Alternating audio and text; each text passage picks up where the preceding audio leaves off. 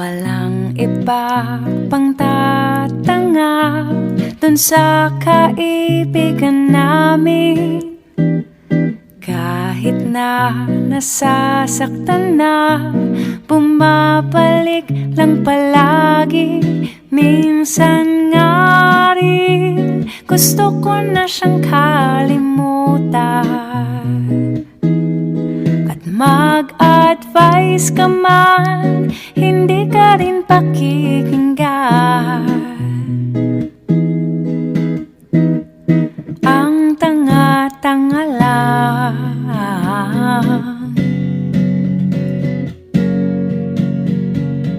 Feeling matiisin, nagbubulag-bulagan at tanga-tangahan.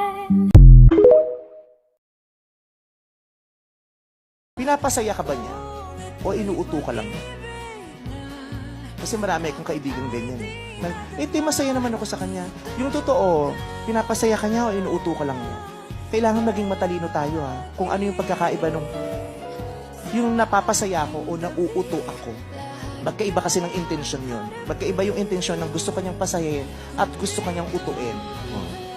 Kung inuuto ka lang niya, tama na, please. Pero kung pinapasaya ka niya, go. Ano pa ba? Yung tao ba na yon na pinag-iisipan mo ngayon, kung itutuloy mo o hindi, yun ba yung proud ba siya sa'yo? Katulad ng proud ka sa kanya.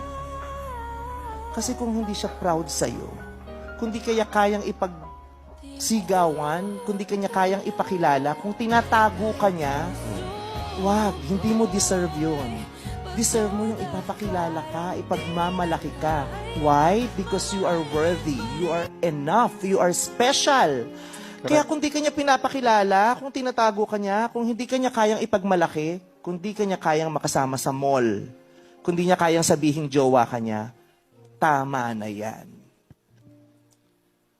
Diba? Tama. Di ka worth, may worth ka eh. Diba? Kaya wag kang papayag. Diba? Yung jowa mo ba, mahal ka kasi kailangan ka? O kailangan ka kasi mahal ka? Dapat yun ang maramdaman mo, kailangan niya ako kasi mahal niya ako. Ang sakit-sakit nung, kaya niya pinipilit mahalin ako kasi kailangan niya ako. Wag. Kaya yun ang mga dapat natin i-consider kung itutuloy pa natin yung relationship o hindi. Kasi may mga relationship na gusto sana nating ituloy na kala natin special, pero hindi eh. Kailangan mong mag-let go sa negative para makapasok yung positive.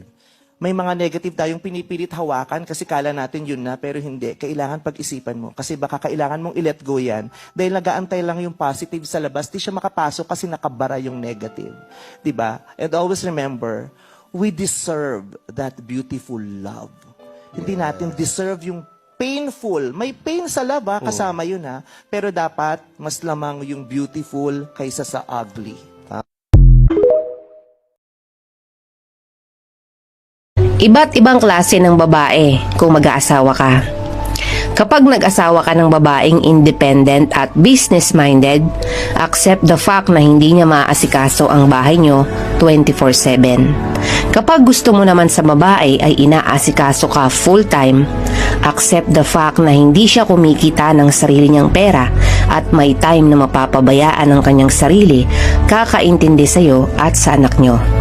Kapag gusto mo ng babaeng makinis, maputi, at chicks na chicks, accept the fact na kapag inasawa mo yan, kailangan mong sagutin ang lahat ng expenses niya sa beauty products to maintain her beauty.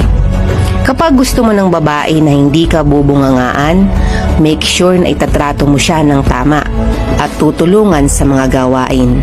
Kapag gusto mo sa babae na supportive siya sa'yo at hindi pinaghihigpitan, make sure na alam mo ang limit para magkaroon siya ng mas malaking tiwala sa'yo. Remember, a woman is a reflection of how you treat her. Kaya hanggat maaari, babaan ang expectation sa isang babae.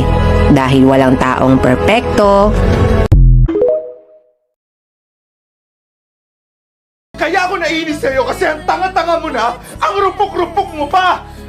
Sinaktan ka na, di ba? Umayak-iyak ka pa nga nun eh. Halos isumpa mo siya dahil sa sobrang sakit na ginawa niya sa'yo. Tapos ano? Babalikan mo na naman? Dahil ano? Nag-sorry siya? Nangako siya magbabago? Sabihin mo ng pakilamero ako. Pero kaya ko to ginagawa kasi ayaw kong masaktan ka ulit. Ayaw kong mapunta ka sa sitwasyon na nangyari sa'yo noon. Kasi masakit sa amin yon. Na nakikita ka namin nasasaktan tapos wala kaming magawa.